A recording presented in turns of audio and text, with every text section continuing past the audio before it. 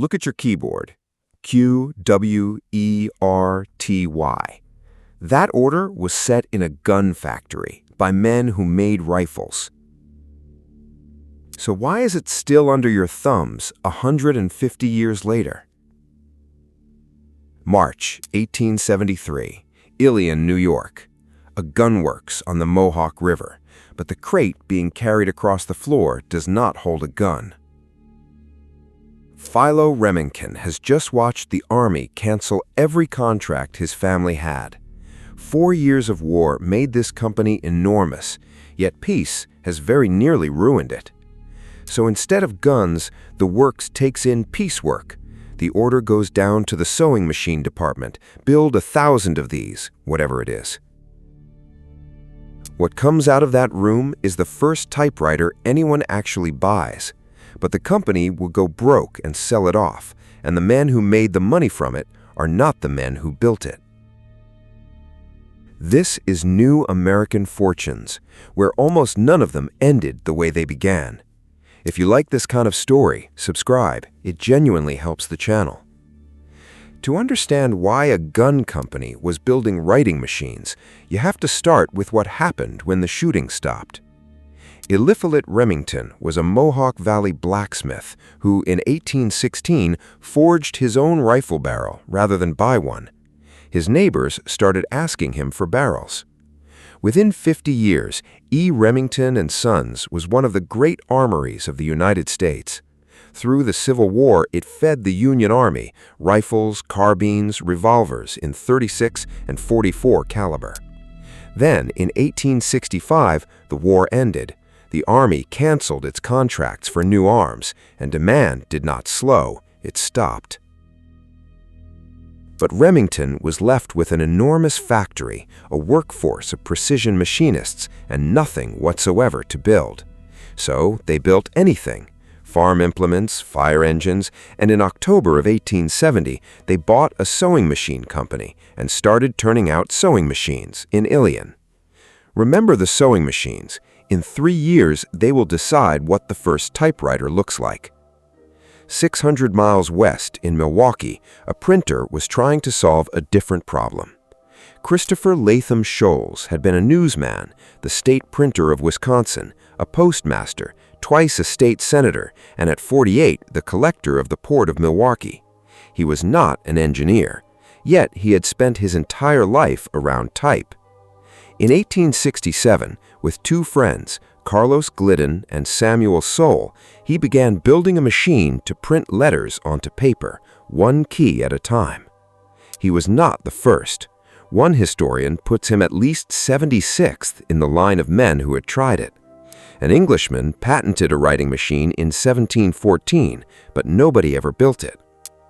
What Sholes had that the other 75 did not was James Densmore.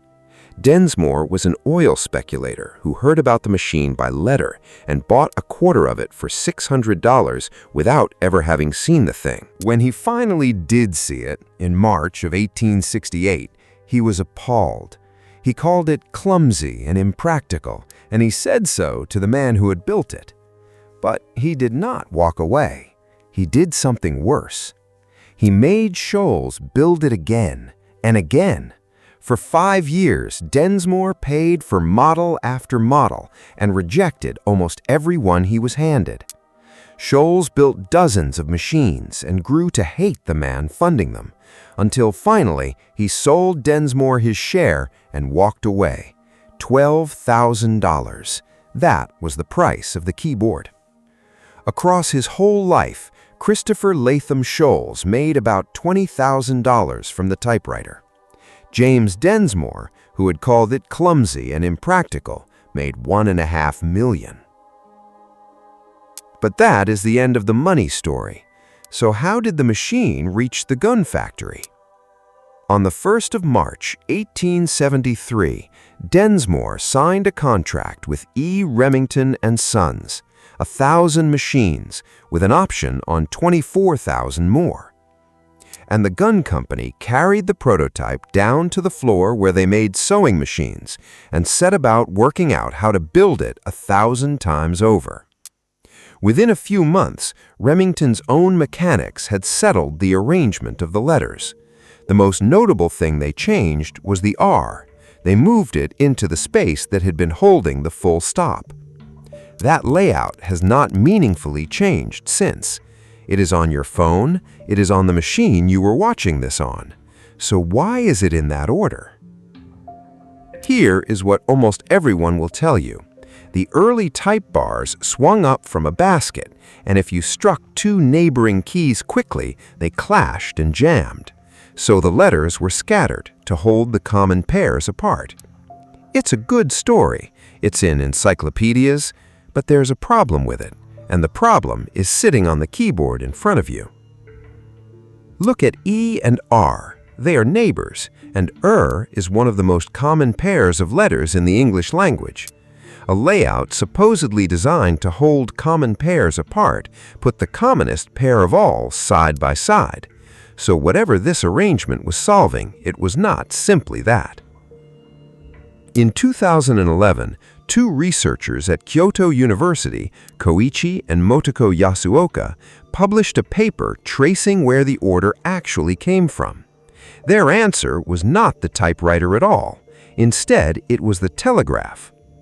The keyboard descended from a printing telegraph, and it was shaped over years by the people who were buying these machines first, Morse operators, transcribing code as it came down the wire. The typist, in other words, came before the keyboard. And they made one more point that is very hard to argue with. The popular story usually ends with the claim that Scholz wanted to slow typists down. But a Morse receiver has to keep pace with the sender. A layout built to slow the operator would have been useless to the only customers the machine had. So what about the R, the one letter Remington's men moved? The story goes that they shifted it up so a salesman could tap out the words typewriter using the top row alone. The move is documented, but the reason is not. It has never been substantiated, and it is repeated everywhere. Which leaves the honest answer, and it is stranger than either version. Nobody designed this. It accreted over 6 years out of telegraph operators, a printer who is not an engineer, a speculator who hated almost every model he was shown, and finally a room of gun mechanics with a deadline. The most used arrangement of letters in human history was assembled by committee, by accident, and no one has been able to fully explain it since.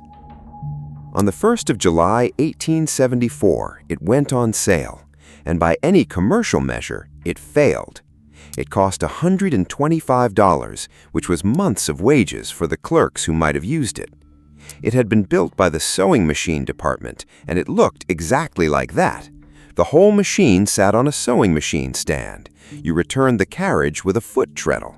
The case was black japanned metal, hand-painted with flowers, the name lettered in gilt. It typed only capital letters, and it was what the trade called a blind writer. The paper was hidden, so you could not see the line you were typing until you lifted it to look. By December, they had sold 400. One of the few men who did buy one was Mark Twain, who called it a curiosity-breeding little joker. Twain later claimed he had dictated Tom Sawyer onto one in 1874, the first typewritten book in history, but the manuscript of Tom Sawyer survives, and it is in his handwriting. The book that actually reached a publisher as typescript was Life on the Mississippi, 9 years later. He was wrong about his own novel. What finally made the machine work was the Remington No. 2 in 1878, the first with a shift key, and therefore the first that could type both capitals and small letters. Yet what followed was something nobody at Remington had planned for. For years, the word typewriter did not mean the machine, it meant the person operating it. In 1870, the census counted 7 of them in the entire United States, 7. By 1880, there were 154 typists and stenographers in the whole country, and 4% of them were women. By 1910, there were 112,600, and 77% of them were women. By 1930, more than 95. It would be too neat to say the typewriter put women into American offices. It did not. Instead, what it did was arrive so new that nobody had yet decided the job attached to it was men's work. But none of it saved the gun company. By 1886, E. Remington and Sons was in receivership. In March of that year, it sold the typewriter business, the whole thing, and the right to put the Remington name on it to 3 of its own employees. Wyckoff, Siemens, and Benedict had been selling the machines. Now they owned them. No record survives of what they paid. And Remington kept the guns. 2 years later, the firearms side was bought out in turn and went on to become Remington Arms, a different company from that point, and not this story. So the gun works kept the guns and let go of the writing machine, because the writing machine looked like the unpromising half of the business. So what exactly had they sold? In 1927, the Remington Typewriter Company merged with Rand Cardex and became Remington Rand. In 1937, it started making an electric shaver, which is why the name is still in your drugstore. And in 1950, it bought a small, struggling company founded by the 2 men who had built ENIAC. The next year, Remington Rand shipped UNIVAC, the first commercial computer built in the United States. 46 of them at about $1 million each. On the 4th of November, 1952, CBS put one on television to call a presidential election live on air. With about 3 million votes counted early in the evening, the machine gave Dwight Eisenhower 100-1. But every poll had said the race was close, and 4 years earlier, the newspapers had called it for Dewey and been humiliated. So they did not put it on air. Charles Collingwood told the audience carefully, "This is not a joke or a trick. It's an experiment. We don't know. We think it'll work. We hope it will work." Eisenhower won in a landslide. Yet the machine had been right, within a fraction, hours before any human in that building was willing to say so. Remington Rand was bought by Sperry in 1955. Sperry merged with Burroughs in 1986 to become Unisys, which is still trading today. Go back to that room in Ilion, March 1873, a gun factory with no war left to supply, and men who bored rifle barrels for a living, handed a wooden box of levers and told to make 1,000 of them. What they did not know was that they had a few months, a manufacturing problem, and a decision that would outlive every one of them. Scholes died in 1990, having made about $20,000 from the most used machine of the century that followed. Densmore, who called it clumsy and impractical, had died the year before with $1.5 million. The company that built it sold it. The company that bought it built the first American computer. And the letters are still exactly where the gunmen left them, under your fingers right now. So tell us the first machine you ever typed on, the make, and whether it still works. And if you ever tried to switch to Dvorak, tell us how long you lasted.